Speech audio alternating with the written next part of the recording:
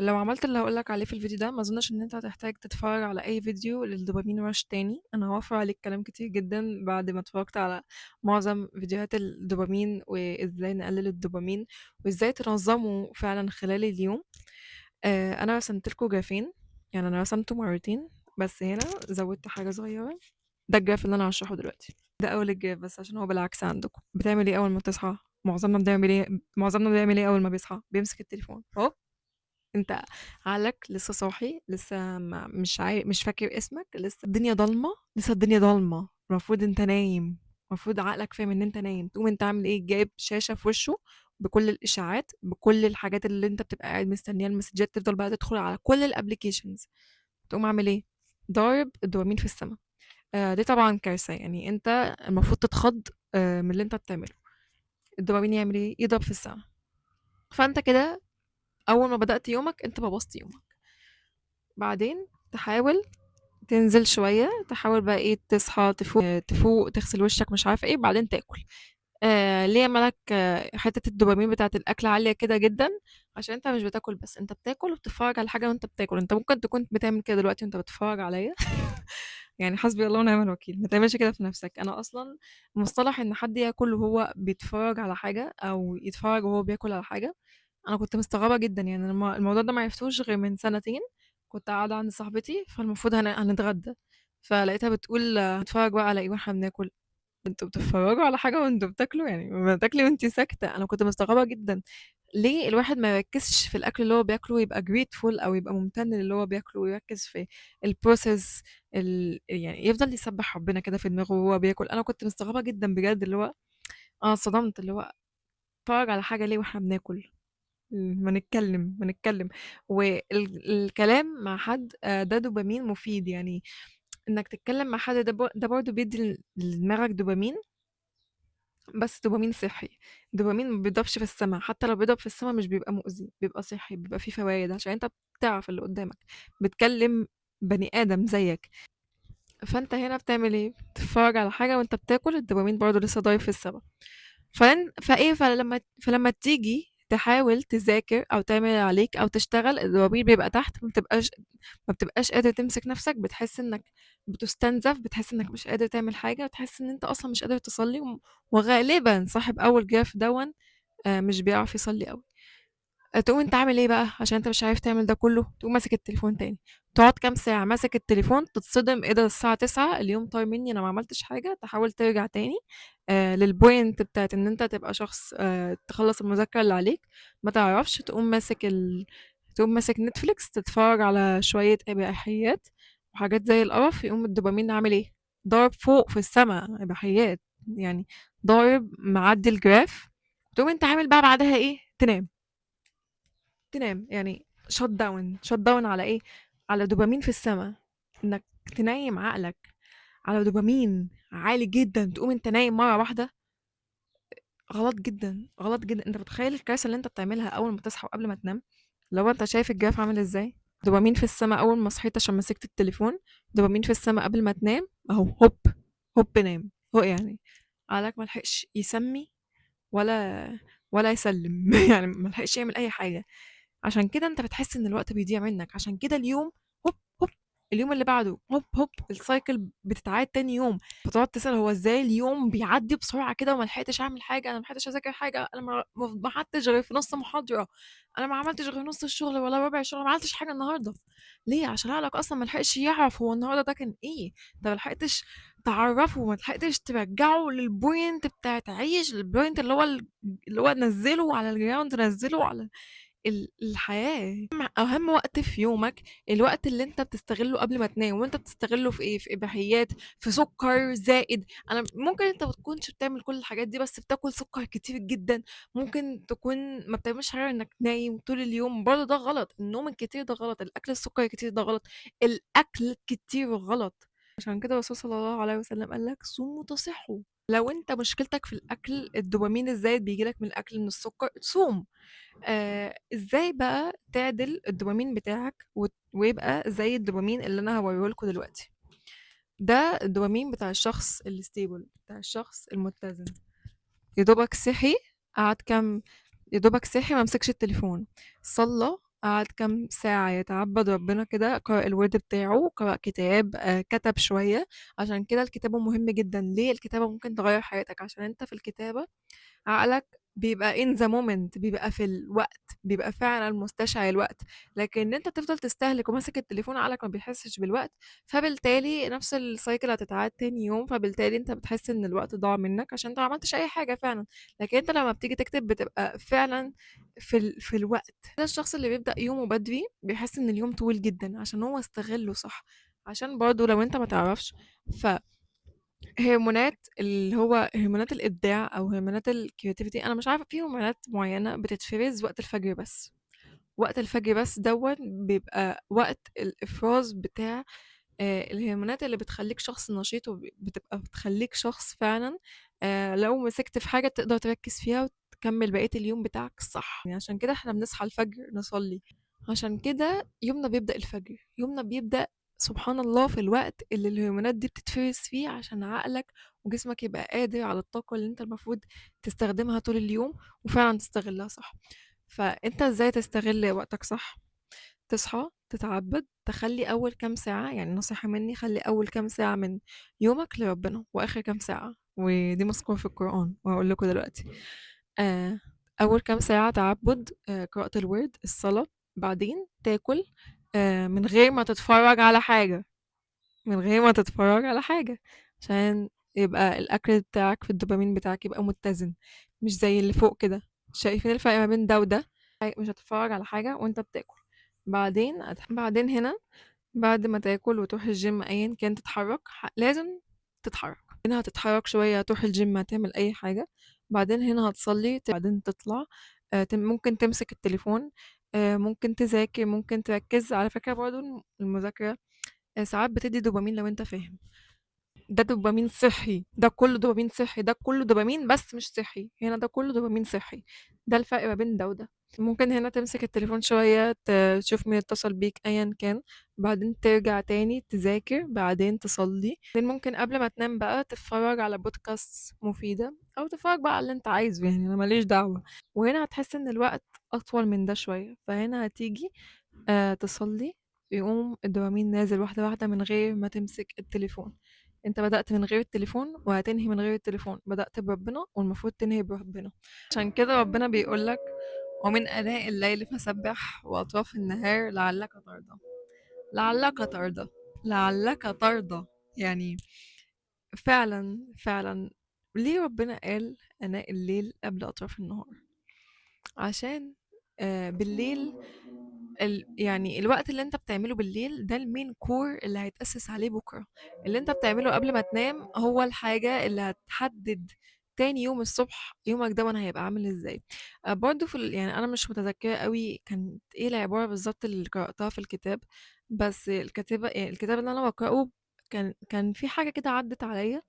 الكاتبة قالت ان احنا قبل ما ننام نحاول نخلي اللي احنا هنعمله دون اللي هو زي اللي هو الكريزة اللي تتحط على التورتة من فوق. نركز ان اللي احنا بنعمله قبل ما ننام، او اللي احنا هنقوله لنفسنا قبل ما ننام، تبقى حاجات ايجابية، حاجات كلها طاقة، حاجات كلها ابداع، حاجات حب نفسك. يعني مثال بسيط جدا، حاول مثلا قبل ما تنام تنام نضيف. عشان كده الرسول كان فضل ان انت قبل ما تنام تنام وانت متوضي، وانت نضيف، وانت الطاقة بتاعتك متجددة. خلي فيه ورد قرآني ليك، قسمه على الصبح وبالليل. يعني حتى لو انت مش عارف تخلي اليوم كله لربنا، خلي اوله واخره لربنا عشان بقية اليوم يبقى فعلا فيه بركة. هتلاقي اول جراف صاحبه شخص مش عارف يصلي. صاحبه حد أول ما بيقف على المصلية بيحس بكمية التقل اللي هو واقف فيها، اللي هو أنا اليوم كله، اليوم كان بيعدي بسرعة، ال5 دقايق دول مش هيعدوا بسرعة عشان انت فعلا المفروض تبقى مركز فيهم. المفروض قبل ما بتتوضى، انت بتتوضى ليه؟ عشان تجدد طاقتك. يا جدعان المية بتجدد طاقة الجسم. انت متخيل كل حاجة في الدين علم وراها كبير جدا. فانت كده لو ركزت يقول لك اعمل مديتيشن، انت بتمديتيت 5 مرات في اليوم يا ابني، انت بتمديتيت وبتجدد طاقتك قبل ما تمديتيت لربنا 5 مرات في اليوم. الحركات اللي انت بتعملها في الصلاة دي يوجا. يقول لك اليوجا حرام، اليوجا مش حرام، انا ما اعرفش هما بيعملوا ايه في اليوجا، بس دي حركات للجسم. ايه اللي هيحرم؟ يعني ايه اللي هيخلي حركات جسم حرام؟ انت اصلا وانت بتصلي معظم الحركات اللي أنت بتعملها وأنت بتصلّي حركات موجودة في اليوجا. طب أنت ليه يا ابني تعمل يوجا وmeditation وتفضل تدرس في الحاجات ديًّا وأنت ربنا مدّيك صلاة، صلاة ما بينك وما بينه؟ أنت يا ابني احمد احمد ربنا على نعمة الإسلام. أنت متخيل النعمة اللي أنت فيها؟ ربنا الصلاة اللي ما بينك وما بين ربنا، يعني أنت المفروض داخل تقابل ربنا، داخل تقابل اللي خلقك. ده اللي هم بيحاولوا يوصلوا له بالmeditation، إن هم يقعدوا مستريحين، يحاولوا يوصلوا لأعلى طاقة، لربنا، للسما، للملايكة، لأيًا كان اللي بيحاولوا يوصلوا له. وأنت الصلاة هي اللي المفروض بتوصّلك لكده. أنت وأنت بتصلّي بتقول إيه؟ أنت بتفضل زي ما تكون بتقول affirmations الآيات، سورة الفاتحة اللي أنت بتبدأ بيها. أنت زي ما أنت بتبقى داخل على ربنا، داخل. المفروض تبقى مركّز. مش هُم بيقولوا لك ركّز في الmeditation، يا عم ركّز في الصلاة، ركّز في الصلاة وشوف الفرق اللي هيحصل لك.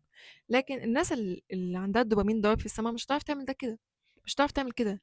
ليه؟ تبقى قاعدة بتفكّر في 100 حاجة وهي بتصلّي، عشان قبل ما هي تصلّي كانت ماسكة التليفون قاعد بيورّيها 100 حاجة، عشان قبل ما هي تصلّي كانت ماسكة التليفون بتدخل في كل حاجة، في أي حتّة.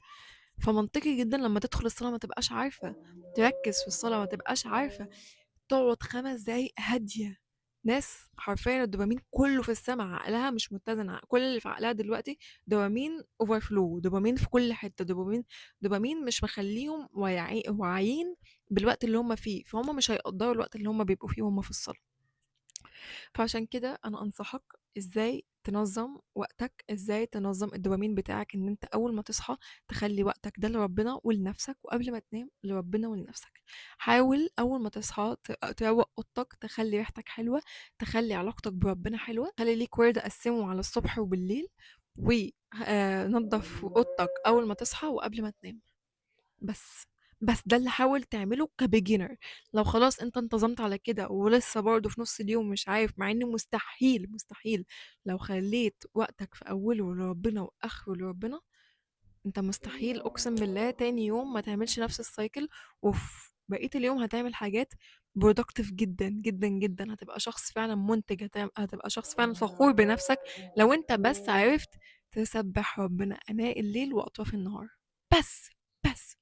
لو أنت عملت كده وبرضه مش عارف تضبّط الوقت اللي في النُص، أنا هاقول لك 3 حاجات تركّز إن أنت تعملهم خلال اليوم. أول حاجة إنك تتحرّك، لازم تتحرّك كل يوم، لازم تتحرّك في البيت بقى، في الgym، في الشارع. أنا عايزة أنزل أجري بصراحة، أنا عايزة أنتظم إن أنا أنزل أجري. أنا عايزة الفترة اللي جاية ممكن أوثّق الموضوع ده معاكم، واللي هو أول يوم إن أنا أصحى الساعة 6:00 ص وأنزل أجري. أنا عايزة أعمل كده. أنا كنت جريت ماراثون قبل كده، ووحشني إن أنا أنزل أجري كل يوم بجد، بجد.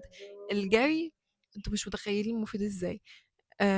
لأ، لأ، بجد الجري دوًّا اعملوا search عن الجري. ده غير إن هو بيحرّك عضلات جسمك اللي أنت المفروض تحرّكها كل يوم عشان لمّا تكبر يا حبيبي وتعجّز ما يبقاش عندك مشاكل. عشان كده لو خدت بالك الناس اللي فيها صحة، العواجيز اللي فيهم صحة دول حياتهم كلها كانت حركة. الناس اللي بتبقى في الأرياف دي حياتهم كانت بتبقى كلها حركة، بيصحوا من الصبح يزرعوا ومش عارفة ايه ويقطفوا. حياتهم كانت كلها حركة، عشان كده هما صحتهم دلوقتي كويسة. تخيل دلوقتي انت في العشرينات بتاعتك ولا التلاتينات ومش قادر تقوم من على السرير، وهم قاعدين بيتنططوا كل يوم حرفيا. انت مش غيران؟ انت مش خايف على نفسك بعد كده؟ انت ممكن تبدأ في اي وقت. انت لو 50 سنة انت ممكن تبدأ دلوقتي عادي، بس اتحرك، اتحرك. فحاول تحط الحركة أساسيًا، حاجة أساسية في اليوم إنك تتحرك. تاني حاجة الself reflection، ودي المفروض تبقى أول حاجة بصراحة، بس أيًا كان أنا حبيت أركّز على الحركة عشان الحركة مهمة جدًا، جدًا فوق ما تتصوروا. وعشان أنتم لو اتحركتوا عامةً أو نزلتوا تتحركوا في البيت أنتم هتحسوا إن أنتم عايزين تهدوا. مش هتحس، يعني أتحداك إن أنت أصلًا تبقى حاسس إن أنت عايز تمسك التليفون بعد ما تلعب تمرينة. مستحيل بتبقى حاسس إنك عايز تجري وتكمّل وتعمل 100 حاجة productive، حاجة منتجة زي اللي أنت عملته من شوية إنك تجري وكده. آآ تاني حاجة ركّزوا عليها إن أنتم تكتبوا إنجازاتكم، وتكتبوا الإنجازات اللي أنتم عايزين تعملوها، وتكتبوا إن أنتم عايزين تقطعوا التليفونات من حياتكم. آآ أول حاجة، أول طريق لحل لأي مشكلة إنك تبقى واعي بالمشكلة. وأنت لمّا تكتب المشكلة اللي عندك أيًا كانت إيه هي، اللي أنا قُلتها سُكّر، بورن، أيًا كان، إنك تكتبها وتكتب إن دي مشكلة ومحتاج تحلّها، مش تكتب إن دي مشكلة ومش عارف تحلّها. لأ، اكتب إن دي مشكلة ومحتاج تحلّها وأنت قادر إنك تحلّها وأنت already عارف الخطوات وهتعملها. بس لازم تكتبها في الjournal عندك، كل الحاجات اللي أنت عايز تعملها لازم تكتبها في الjournal. أي حاجة أنت عايز تعملها وثّقها الأول عشان تبقى عقلك يبقى واعي بيها. دي كده تاني حاجة. تالت حاجة، حاول تركّز على النضافة، عشان كده أنت بتتوضّى 5 مرات في اليوم، عشان النضافة يا جدعان ليها فرق شاسع كبير جدًا، كبير جدًا على العقل. وممكن تحاول تصوم برضه، يعني أنا ممكن أزوّد ال3 حاجات دول ل5. هو أكيد لازم تقلل أكلك، أكيد لازم تقلل أكلك. حاول تركز إن أنت ما تدخلش جسمك أي حاجة ملهاش لازمة. حاول تفكر كده في إن الحاجة اللي أنت بتدخلها في جسمك دي أنا عاملة إزاي، أو مصدرها إيه. الحاجات اللي أنت بتاكلها من الشارع، عشان كده أنا بحاول على قد ما أقدر ما أكلش غير خضرة وفاكهة، أو دي الحاجات اللي بحاول أكترها. يعني أنا قاطعة دلوقتي الشيبسيهات والحلويات والسكر عامة اللي بيبقى من بره. أي حاجة من برّه أنا قاطعاها، عشان باخاف جدًا، عشان أنا بافكّر في الحاجة ديًّا الprocess بتاعتها هتبقى عاملة إزاي. يعني المفروض تخاف على جسمك، اللي أنت بتدخّله ده بيوصل لعقلك، أنت لازم تركّز أنت بتغذّي عقلك على إيه. وليه قُلت النضافة؟ عشان النضافة إن أنت تبقى نضيف، إن أنت يعني تبقى نضيف، تبقى ريحتك حلوة وكده. ده بيبقى ليه انعكاس كبير جدًا على شخصيتك وعلى بقية اليوم، عشان الشخص اللي بيبقاش نضيف ما بيبقاش طايق نفسه، ما بيبقاش طايق حياته، واليوم بيعدي منه على الفاضي، وتلاقيه قاعد بيفرك ويخبي عدم النظافة اللي هو فيها، بس مش عارف يصلحها. فلو انت لقيت نفسك مش نضيف او ريحتك وحشة، حاول دايما تستحمى، يعني النظافة من الإيمان. عشان اقسم بالله ده هيفرق جدا جدا معاكوا في ازاي اليوم هيمشي، عشان انتوا لازم تبقوا نضاف عشان تعرفوا تكملوا يومكم. انت لو مش نضيف مش هتعرف تكمل يومك، هتبقى مش طايق نفسك. مهمة جدا لعقلك، يعني حاول تبدل الدوبامين بحاجات فعلا صحية لعقلك، منها النظافة، منها الصيام مفيد جدا للعقل. انتوا تعرفوا ان الصيام بيخلق خلايا جديدة في العقل. وصيام الكلام، يعني كان زمان بيصوموا بالكلام اللي هو لو خدت بالكم في القرآن يعني زكريا الآية بتاعته ان هو بيصوم 3 ايام من الكلام. انتوا تعرفوا ان الصيام من الكلام بيبني خلايا جديدة في المخ؟ اقسم لا، وخلايا كبيرة جدا، خلايا كتير جدا اكتر من صيام الاكل. لا، صيام الكلام بيبني خلايا كتير جدا في المخ، عشان انت مش بتتكلم، انت مش بتستهلك، انت قاعد ساكت، عقلك قاعد بينتج بيفكر براحته. لك اعمل ده ازاي؟ مفيش مفيش حاجة هتخليك تتحرك غيرك، غير انك تفكر في عواقب ان انت ما تتحركش. فنصيحتي منك، لو في حاجة، اي حاجة بقى انت مش عارف تعملها، مذاكرة ايا كان، فكر في العواقب اللي هتحصل بعدها. مثلا لو انا ما عملتش اللي ملك قالت عليه النهارده، هيتعاد بكره وهيتعاد بعده، وممكن افوق على وانا 30 سنة. انا مش عايز كده، انا هفوق دلوقتي. فاللي يخليك توصل فعلا لأيا كان اللي انت عايزه، انك تفكر في العواقب اللي انت ممكن توصل لها، انك فعلا تدي وقت للتفكير، مش ان انت كل شوية تستهلك. حاول على الأقل تدي 10 دقايق تفكر في الحاجة اللي انت عايز تعملها، وازاي هتفرحك وازاي مش هتفرحك، وهيبقى في عواقب لو انت ما عملتهاش. وبس كده، اتمنى اكون فدتكم بالفيديو ده. والله انا في حاجات كتير جدا ما اتكلمتش عنها، في حاجات كتير جدا كنت عايزه ارغي فيها، بس قلت ما اطولش عليكم، وباي باي.